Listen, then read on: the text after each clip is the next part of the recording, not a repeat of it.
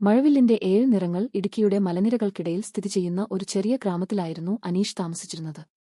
അവൻ ഒരു ചിത്രകാരനായിരുന്നു. പ്രകൃതിയുടെ ഭംഗി ക്യാൻവാസിലേക്ക് പകർത്തുക എന്നതായിരുന്നു അവന്റെ ജീവിതം.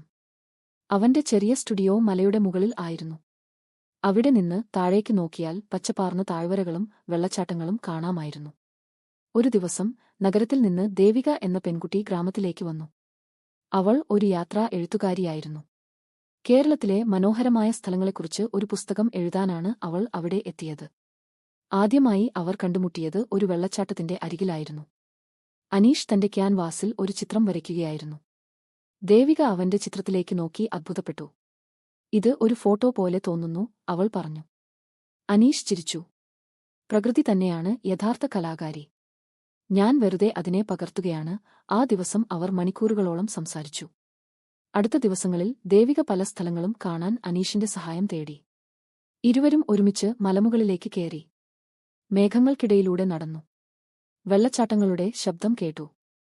ഓരോ യാത്രയും അവരുടെ ഹൃദയങ്ങളെ കൂടുതൽ അടുത്തുകൊണ്ടുവന്നു. ഒരു ദിവസം മഴ പെയ്ത ശേഷം ആകാശത്ത് വലിയൊരു മഴവില്ല് തെളിഞ്ഞു.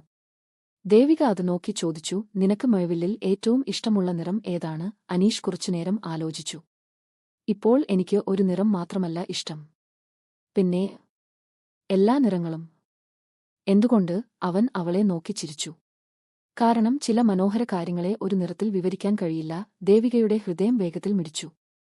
അവൾക്ക് അവന്റെ വാക്കുകളുടെ അർത്ഥം മനസ്സിലായി. എന്നാൽ അവർ രണ്ടുപേരും തങ്ങളുടെ വികാരങ്ങൾ തുറന്നു പറഞ്ഞില്ല. മാസങ്ങൾ കടന്നു. ദേവികയുടെ പുസ്തകം പൂർത്തിയാകാൻ തുടങ്ങി. അവൾക്ക് നഗരത്തിലേക്ക് മടങ്ങേണ്ട സമയം അടുത്തു. അത് ഇരുവരെയും വേദനിപ്പിച്ചു. ഒരു വൈകുന്നേരം മലമുകളിൽ ഇരുന്ന് സൂര്യാസ്തമയം കാണുമ്പോൾ ദേവിക ചോദിച്ചു, "ഞാൻ പോയാൽ നീ എന്നെ ഓർക്കുമോ?" അനീഷ് ചിരിച്ചു. "ഈ മലകളെ കാണുന്ന ഓരോ ദിവസവും." "അതെന്തിന്?" "കാരണം ഇവ എന്നെ നിന്നെ ഓർമ്മിപ്പിക്കും." ദേവികയുടെ കണ്ണുകൾ നിറഞ്ഞു. അപ്പോൾ അനീഷ് ആദ്യമായി തന്റെ മനസ്സിലെ വാക്കുകൾ പറഞ്ഞു. "ദേവിക, ഞാൻ നിന്നെ സ്നേഹിക്കുന്നു." കാറ്റ് പതുക്കെ വീശി. മലകൾ നിശബ്ദമായി നിന്നു. ദേവികയുടെ കണ്ണുകളിൽ കണ്ണുനീർ തിളങ്ങി. "ഞാനും നിന്നെ സ്നേഹിക്കുന്നു." ആ ദിവസം അവരുടെ പ്രണയകഥ ആരംഭിച്ചു. പക്ഷേ അടുത്ത ആഴ്ച ദേവിക നഗരത്തിലേക്ക് മടങ്ങി. ആദ്യത്തിൽ എല്ലാ ദിവസവും അവർ സംസാരിച്ചു. അനീഷ് തന്റെ പുതിയ ചിത്രങ്ങൾ അയക്കും. ദേവിക തന്റെ പുസ്തകത്തിന്റെ പുതിയ അധ്യായങ്ങൾ അയക്കും. പക്ഷേ സമയം കടന്നുപോയപ്പോൾ ജീവിതം കൂടുതൽ തിരക്കേറിയതായി. എന്നിരുന്നാലും അവരുടെ സ്നേഹം മാറിയില്ല. 2 വർഷങ്ങൾക്ക് ശേഷം ദേവികയുടെ പുസ്തകം രാജ്യത്താകമാനം പ്രശസ്തമായി. അതിന്റെ ആദ്യ പേജിൽ ഒരു സമർപ്പണം ഉണ്ടായിരുന്നു, "എനിക്ക് പ്രകൃതിയെ പുതിയ കണ്ണുകളിലൂടെ കാണാൻ പഠിപ്പിച്ച ഒരാൾക്ക്." അത് വായിച്ചപ്പോൾ അനീഷിന്റെ കണ്ണുകൾ നിറഞ്ഞു. കുറച്ചു മാസങ്ങൾക്ക് ശേഷം ദേവിക വീണ്ടും ഇടുക്കിയിലെത്തി. മഴ കഴിഞ്ഞ ഒരു പ്രഭാതം. മലമുകളിൽ ഒരു വലിയ മഴവില്ല് തെളിഞ്ഞിരുന്നു. അവൾ നേരെ അനീഷിന്റെ സ്റ്റുഡിയോയിലേക്ക് പോയി. അവിടെ അവൻ ഒരു പുതിയ ചിത്രം വരയ്ക്കുകയായിരുന്നു.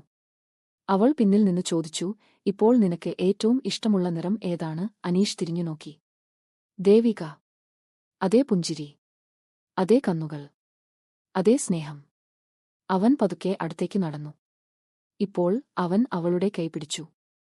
"ഇപ്പോൾ എന്റെ ജീവിതത്തിലെ എല്ലാ നിറങ്ങളും തിരികെ വന്നിരിക്കുന്നു." ദേവികയുടെ കണ്ണുകളിൽ സന്തോഷത്തിന്റെ കണ്ണുനീർ നിറഞ്ഞു. അവർ പരസ്പരം ചേർന്നു. പുറത്ത് മഴവില്ല് ആകാശത്ത് തിളങ്ങി.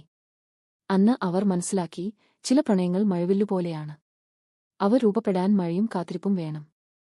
പക്ഷേ ഒരിക്കൽ അത് വിരിഞ്ഞാൽ ജീവിതത്തെ 7 നിറങ്ങൾ കൊണ്ട് നിറയ്ക്കും.